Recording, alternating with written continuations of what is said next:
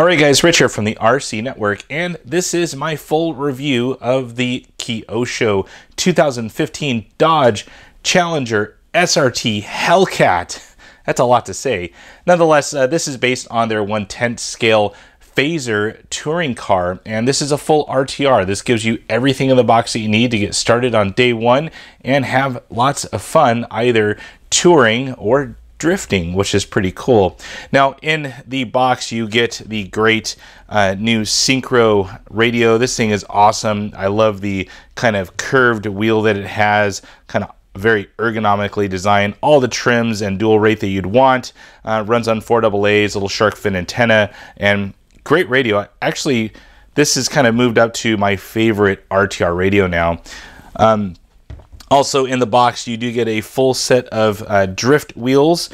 Coming installed is these grip wheels right here. These are like a rubber tire with kind of the SRT type wheel. This is just basically like a 6-spoke design with some good hard drift tires. So pretty cool that they're including that right in the box. Also in the box, you get a wall charger. That is the white box wall charger with multiple countries plugs inside.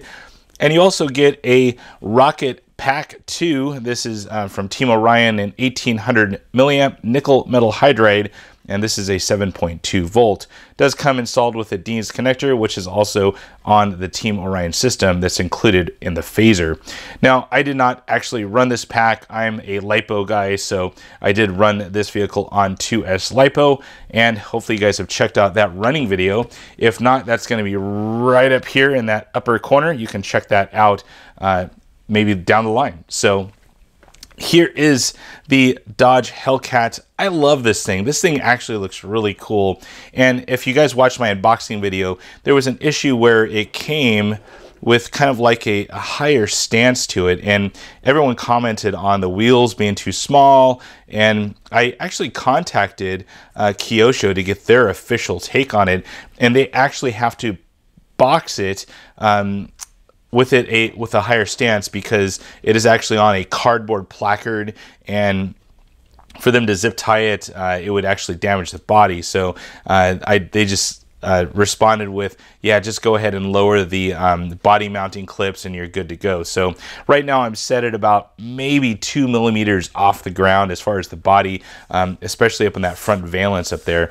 That thing is super low. So, but a great stance to it. It gives a real stock stance, and I love this thing. This thing just looks badass sitting there. So, but one thing you cannot discount on Kyosho is their body. This thing is super tricked out. You get all the bells and whistles. This thing is a super scale body, and I definitely like it. You have the mirrors right there. You have the rear kind of spoiler right here. All separate pieces that are bolted on. Even the little shark fin antenna up here is bolted on. The whole front grille, also an awesome little feature. The fuel cap.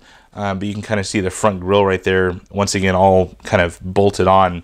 But very, very nice body. This thing is something you definitely want to take care of and, you know, keep it looking good. So kind of hard to do with a black body, but nonetheless, great body overall.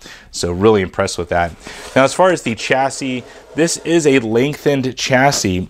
To get that scale, 1/10 scale look, they had to go with a little bit longer wheelbase. So this is the traditional Fazer chassis, but they've actually lengthened it by almost an inch, and that's added by this extra coupler back here on the rear of the vehicle. So you can change this back to a standard touring car platform. You just have to buy the plastic tub chassis off of the original Fazer and then just delete this extra coupler right here, and you're pretty much set to go. So keep that in mind if you want to purchase that Challenger body. It probably won't fit a standard 1/10 scale touring car. So overall, the D-Drive system from Team Orion did great. It's just weird not having an ESC like standalone, so get used to that. The battery wires come straight out of the motor. The receiver lead goes straight into the receiver box, and that's it. There's no receiver or no ESC. It's actually housed in the bell end of the actual motor. So pretty cool design. Now this is only a 2S vehicle. I tried plugging in a 3S even though it said not to, and I had steering but no throttle. So something in the ESC told it not to drive, so I did not. But everything was done on 2S LiPo. Now, the only thing that I noticed that was maybe a slight negative on the vehicle, there's just a little bit of play up here. I'm gonna have to inspect that further. I did have some pulling when I had the grip tires on. When I went full throttle, just, you know, gunned it, it would definitely pull to the right, and that might be an issue that I just need to kind of look at and see maybe what's not tightened down. But overall, great platform. This thing is just tried and proven, and, you know, really had a blast driving this thing. The Kyosho shocks were just flawless right out of the box. These are plastic bodied shocks with their famous velvet red aluminum caps. Just did a great job on those shocks. They were really well tuned for both drifting and touring. Now, drifting was a little bit harder with this, being that it's a longer chassis. I did have to really get onto the throttle to spin that rear end around, and you probably noticed that in the running video. A little bit harder to drift with it only because of the longer wheelbase, but with some practice, I'm sure I can get it down. Now, touring, it definitely grips. The longer wheelbase on it is actually a positive for the touring aspect of it. Really stable on the straights, and, you know, when you get into a turn, there's no issue with it flipping over. I've had other cars before where, you know, shorter wheelbase, it just gets twitchy and then it flips over. But in this longer wheelbase on this Fazer Dodge Challenger, no issues with that. So that is my review.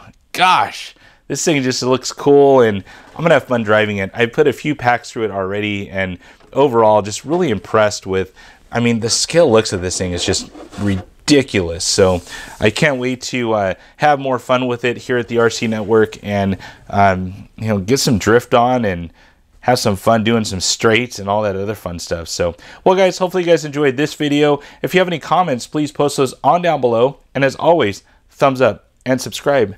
That's it for now, guys. Over and out.